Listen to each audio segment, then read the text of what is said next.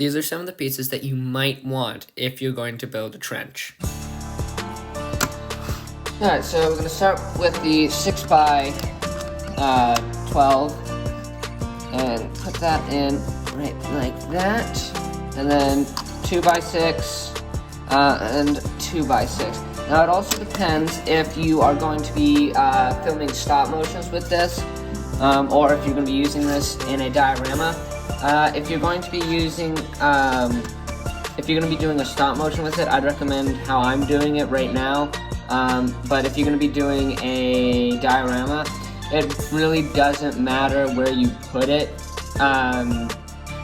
It just matters like how you want it to look. So for example, I could take out the 2x6s and just have the 6x12 in the middle and have it look like it's just like a little foxhole or something like that. Moving away from the base of the trench, this is what's going to be lining your trench. I just call them wood planks. So you're going to be taking these and stacking one on top of the other like this, and then you're going to need 4 of these, and you're going to stack one each on top of the other just like that, and then you're going to grab some 1x4s and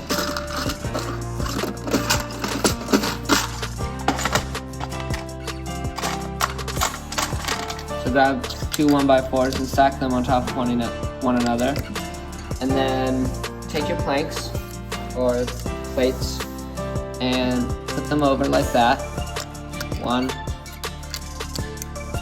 2, and then put another 2x4 on top. Now let's take the base of the trench and you can put that on right on top like that.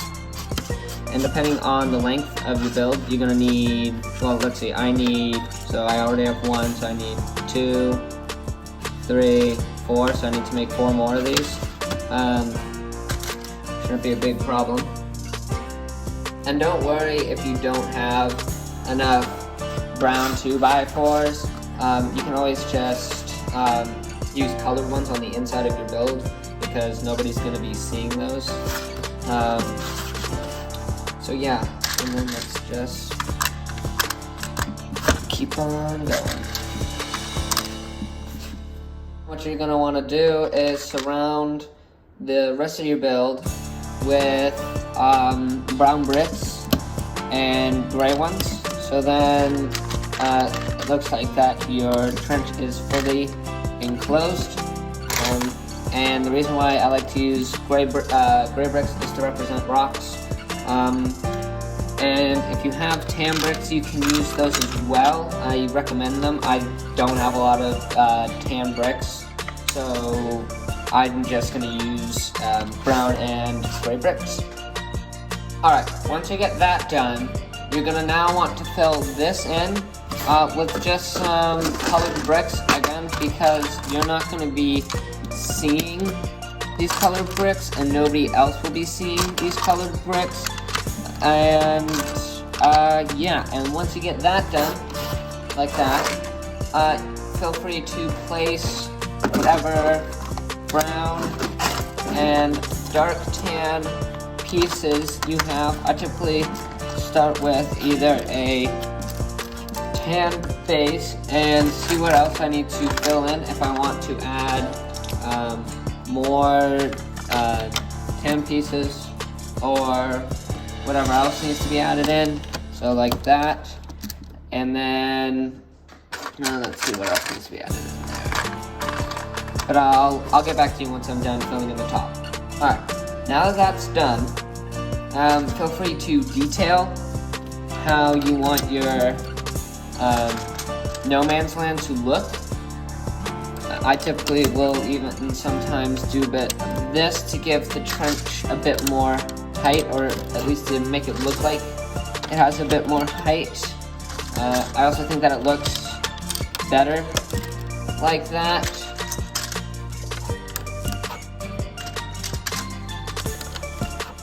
And then feel free to detail your no man's land by adding in height and other key things. I will be posting a video on how to make shell craters. So when that video comes out, I will show you, you can add that into your No Man's Land. Alright, with No Man's Land detailed, I would recommend adding in barbed wire right here along the trench. I don't have any more chains, which is what you want to make barbed wire out of. At the end of the video, you will see other dioramas that I've built with trenches to give you a bit of an idea on what you would like to do with your dioramas. And I'm currently using all my chains in one of those. So if you do have chains, I highly recommend putting it just along here, and it will add so much to your diorama.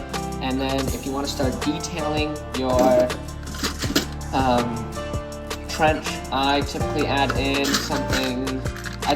to add in some barrels and other things like that. So if you just want to add in some crates, I don't know if you could do something like that, and then I'll do a little barrel like that over here, and then add in some, let's see, what else? What do I got in here? Add in some British soldiers, like so.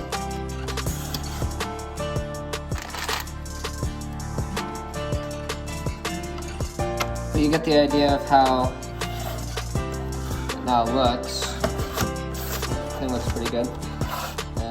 If you want your trench to also be higher, you can always just add in more 2x4s underneath these and adjust them how they need to be adjusted to fit your build. And one day when you get good enough at building these large scale dioramas, this is how I got started building all my Legos, all my Lego dioramas, is I got fascinated over the trench from World War I, and I decided to make my own, and this will one day become something more like this.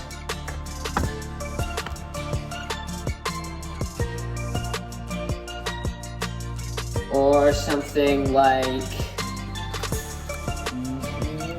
this.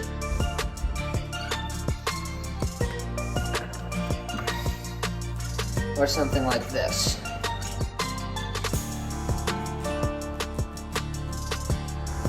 Now you may have noticed that I did not use the method that I was showing you. That's just because it wasn't needed here. I didn't need boards. Typically, if I'd like to use boards like that, right there, it's just to add in detail for trenches like this. But they don't always need this method. I typically use the board method for German trenches because theirs were a lot more better in World War I. So yeah. Thanks for watching. Please like and subscribe.